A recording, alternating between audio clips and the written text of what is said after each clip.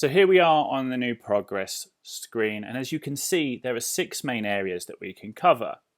Now there is a video in the Help Center that's going to go through this in much more detail, but for this demo I'm just going to go through each of them and skim them, show you what each means and how you can adjust some of the graphs. However, before I do that, I want to click Lab Report in the top.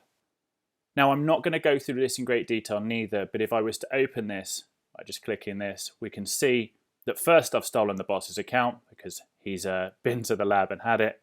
But also, if you go to a Human Powered Health Performance lab, the results and the report can be pushed into the Human Go app and also adjust all of your account automatically.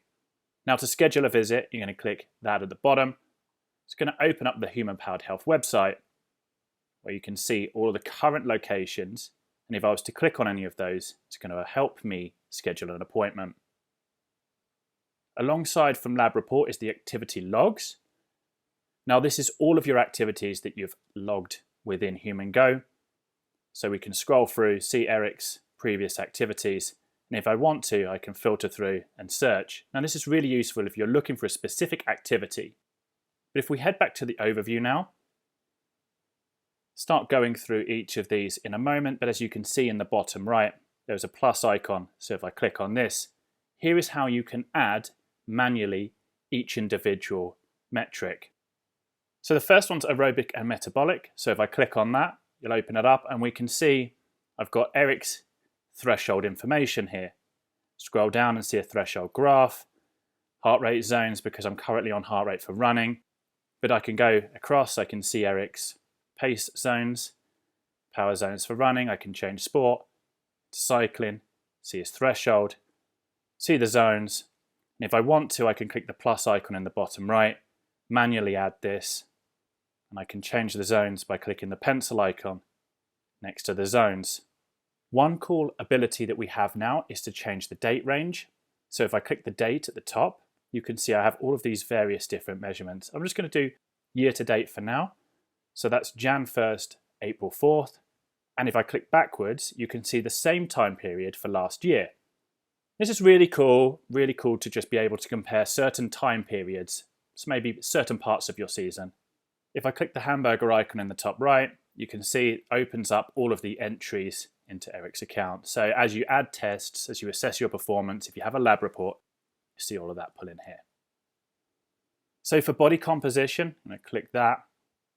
And this is essentially taking information from a scale that you've had connected. And as you can see along the bottom, see the total weight, and then what that looks like in terms of muscle mass, body fat, BMI, and so on. Again, we can change the date range here, and in the bottom, we can click the plus sign and add that manually. For sleep, again, this is going to pull from a wearable. You can see all of the sleep Eric's had over the last month. Average at the top there, all the different phases of sleep. And again, plus icon to manually add. Click the date range to change the date range.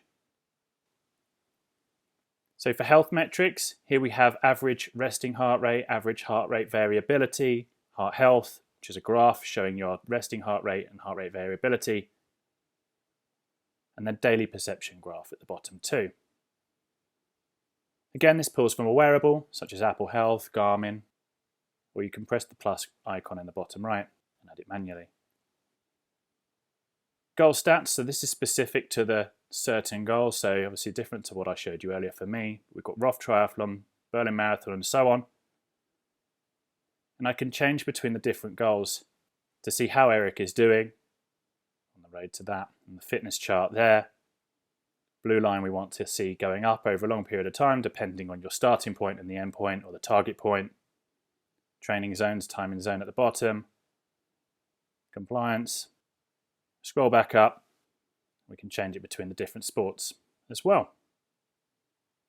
So the last thing here is activity stats. So we're going to open this up. Obviously an activity map, total stats, activity perception, which is the intensity relationship to the average mood and average RPE reported by Eric, fitness chart again. And we can go through this for sport and see stuff like cardio efficiency, heart rate dip coupling, efficiency factor, Eric's peak stats.